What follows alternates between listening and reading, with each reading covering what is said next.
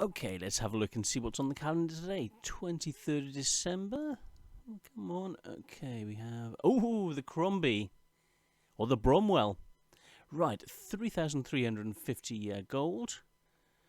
Well, I was expecting this to come up at some point. Brilliant. So, Cromwell B, 100% crew, garage slot. So, £19.12. Quite a nice deal. Or €25.99. Very nice. Let's get into this review. See if it's worth it. Right, today's Christmas tank, the Cromwell B. Previously done a review on it, so this is how it looks now in its Christmas setting.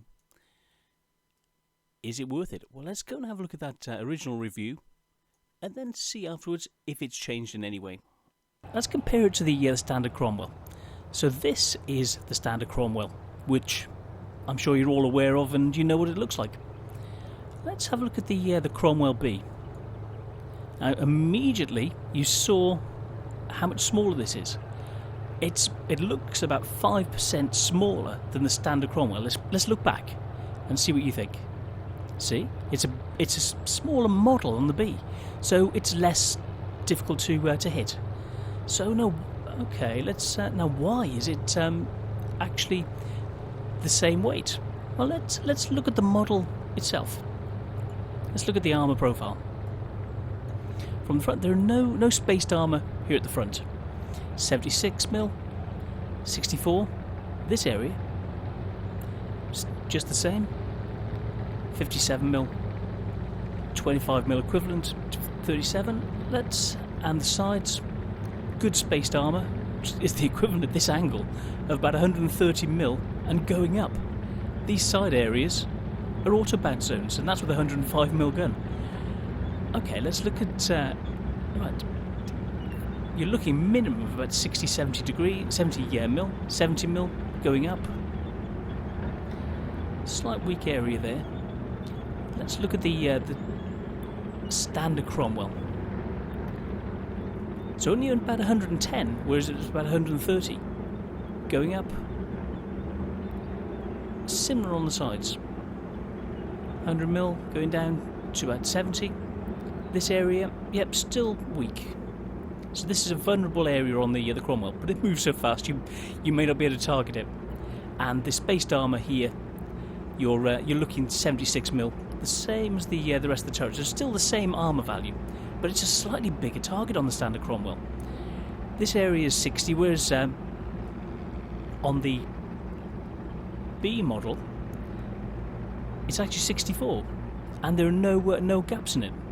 So let's have a look at the standard. And this still 60. So you've actually got better armour on the front in this area, which is the auto aim point, on the Cromwell B, and it's a smaller target. And these side skirts provide more spaced armour. What? Oh my goodness! Well, let's look at the tank itself in more closely. Switch back. And let's do a comparison between the Cromwell B and the Cromwell itself. Okay, the gun is identical. No difference whatsoever. Same ammo, same penetration. You get nothing different. This view range is identical. And you get an even better radio. Just under 21 metres better. I'd look at the radio and think, there's no difference. But 20 metres, it makes it just that slightly bit better. Right, manoeuvrability. Turret traverse is 0.019 worse on the Cromwell B. Interesting. We'll have to find out why. Now, the turn at full speed, it's 0.92 worse. Okay. Turning full speed, 3.22 worse accuracy. The aim time is... Okay, what's happening to the Cromwell B? But you realise that it's because the chassis traverse speed is significantly higher. So it's almost an extra third higher. So, or in real terms, 50% faster to give it an extra, to give it 50 degrees instead of the 36 of the standard Cromwell, which was no slouch. So if you turn you've got the ability to turn the turret slower, which will decrease this inaccuracy. But if you need to turn the turret faster, you've got the ability to. So that's an amazing thing. Let's look at the power. It's identical. We look at the model, and same weight, but it's a smaller target. The chassis traverse itself is that 50. Let's go down to same power to weight ratio, and then on the terrain resistance is significantly better by 0.384 on hard, medium 0.384, soft terrain 0.288. This is significant. The Cromwell's a rocket before, but the B version, I don't know what they've done to the suspension, but it's significantly more mobile with the same gun, but with faster hull and turret traversing. What? Oh my goodness. So then you've got the same tank with costs 3,500 credits less to repair, and okay, what is going on? So let's look at everything. Everything is identical except the radio is 20 more. Okay, yeah, we knew the radio was better, but it'll be knocked out even less. Now the armour. Frontal armour is 0.5 mil on average less than the Cromwell, which is neither here nor there. But the sides, it's got an additional almost 11 mil of armour. The rear, it's 0.2 of a mil, so it's not a lot different on the rear, but that side, and with the which gives that difference of the side skirts that we were looking at to show us this additional soaking ability that you've got with the sides of the Cromwell B. So even though we see there's a lower target, with the same area here, but which can soak more shots. The front is slightly more vulnerable, but only by 0.5 mil. So you've got greater movement on in bad terrain. In all terrains, the same power to weight ratio. This is going to be a little rocket, and you've got the same gun. So let's look at the tank itself. So 750 hit points, 28.38 tons fully equipped. Top speed 64. Oh, looking at the wrong one. Still, those are identical. This is unequipped. I haven't equipped this version yet, so it'll go up to 28.38 when it's equipped like the standard Cromwell. But the armour, you're looking 63 mil in the front instead of the 64, and the sides, it's got that additional 10, so 42 instead of 32. The rear, 31 instead of 30. The turret is identical, and we saw that those boxed areas are actually space zones. There's nothing. I'll show you. This area is actually they're no-hit boxes. They count as nothing. Any shots someone aims at them will pass straight through. So that could be a good way of conning your enemies. Then fire rate identical. Turret traverse the same. Everything's the same except for the signal range, which is according to this is an extra 10. So there we have a slightly smaller version of the same tank. Great decals, great way it looks, in this fantastic Berlin recreation, which is brilliant alongside itself. Oh no, that's its own. That's the standard Cromwell, because it hasn't got these boxes on the side, and it's everything's slightly more raised, and that's its bigger, younger brother. So here we are. So from now on, we'll get into some gameplay, and I'll show you what this can do. So we'll take it from here. We'll just put some kit on. I need to get some credit in. I'll just go and grind some credits, put some equipment on, and we'll see what this can do and compare it to the Cromwell. See you very soon. Hi guys, I've now put the equipment on. So we've got the optics, gun rammer, and the vents, plus the standards at the back. I've gone for 31, 23, 10 for the equipment. Now let's have a look at the camo. I'm not going to put any on. I'm going to wait for you guys to say what you actually like. So let's have a look at the selection and what's on offer. So we've got this type of camo, which I like, but I'll let it be up to you as to what I put on. Or the standard cream. Then let's have a look at the summer camo.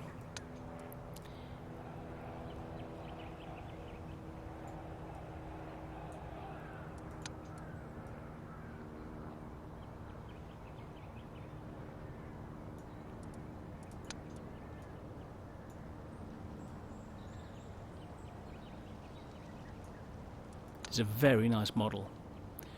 These British camos, there's not many of them, but they work very, very nicely. And then the desert camos, a lot more, because the 8th Army, desert rats, including the rat symbol that would be there. And it's got the American symbol on the back, which is very interesting. This is my particular favourite, which is the one used by the Long Range Desert Group, which later became known as the SAS. So that was their sort of Pink Panther camo. And this one is the one I use on my land ship, my TOG, which is just entertaining. It's frightening. People see it and it's like, what? So yeah, that's another entertaining one. But let's you tell me what you'd like me to put on, and I will go with what the majority want on these tanks. So you let me know what you want. Right. Now it's all camoed and ready to go. Let's get into a game. I don't know what it's going to be like. I've never played it before. So yeah, I've just equipped it, ready to go. Let's see what it's like. Let's see how it compares to its older brother. Right, Muravanka, 53% chance. 30 seconds. What else have we got? I've got a Rudy and a Cromwell B on the other team. Another couple of Cromwells. Couple of Cromwells on our side. T-34-85s, so we have to watch out for them. Type 58. Panzer IV. Yeah, Panzer IV. Nashorn, who's going to be hiding. Okay, a few TDs to watch out for. A couple of lights to watch out for. We've got no camo. Come on, chaps. Positive thinking, we can do anything. Positive thinking, we can do anything. Right. Well, hopefully win. That's what I'd like to do, you know. First game, let's see what we can do, see how we can compare. So I'm going to head down the one line, try and do some scouting, use the ridges, and make the most of the scouting. You can see the blue range of how far this tank can see. Let's get in here and hope they haven't got it. There we go. AMX coming in. Let's stay in cover. Hope he hasn't seen us. Sadly, we haven't got anyone watching. Any Sixth Sense skills. Let's try and get a sneaky view over there. No, that was wrong. Let's try not to get seen. Don't want to give my position away. Let's get ready in case he comes. Where's that AMX going to see us? He's getting close. He's going to get. Oh, he's coming this way. No, he's hiding. Let's pull back. Skirt round. Now I've got a Cromwell this way. I'm afraid of having a Nashorn or something like that scouting this side. Let's cover everything. Let's use the maneuverability. Let's see what the maneuverability is like. So supposedly it's better on bad terrain. On any terrain. Use these buildings for cover. See if we can use the mobility. We're up to 63, 64 very quickly. Let's try and get round. Hopefully no one around here. Let's skirt round behind their base. View over. Never underestimate the power of human stupidity. Fine. Am I sorry? No, not even slightly. I tell you now, Yankee dog. He's damn tried. Nice! Oh, yes! Yeah, the manoeuvrability... we took 1-2 shots then? I'm not quite sure. The manoeuvrability is fantastic. You saw that we just ran rings around that T-34-85. The movement of this gun is fantastic. Never underestimate the power of human stupidity. Dupe him. Keep the shots firing. There's no justice in this world. Get a bit of Need a lube.